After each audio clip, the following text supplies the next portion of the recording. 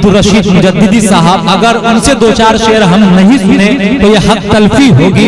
इसलिए मैं दो चार शेर के लिए गुजारिश करता हूँ अब्दुल रशीद मुजद्दिदी साहब से तशरीफ लाए और अपनी हाजिरी दर्ज कराए।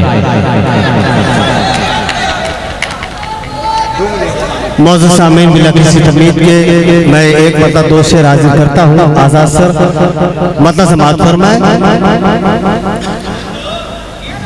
ऐ हवा तू बता दे जरा कौन है, ऐ हवा तू बता दे जरा कौन है, ऐ हवा तू बता दे जरा कौन है, मुझको तन्हाई में सोचता कौन है।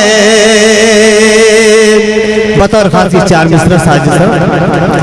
ये अलग बातों कुछ ऐब खुलते नहीं, ये अलग बात कुछ ऐब खुलते नहीं, ये अलग बात कुछ ऐब खुलते नहीं, वरना इस तारी में, वरना इस तारी में पारिसा कौन है, वरना इस तारी में पारिसा कौन है। बनाते हुआ कि मुआज़्ज़ज़ वो शख्सियत गिरामी उरुस साहिबा और राना तबस्सुम, मैं इनके हवाले से ये आखिरी शेर हाजिर करता हूँ। मुलाज़ा फरमाए। हर मुसीबत से मुझको बचाती है जो,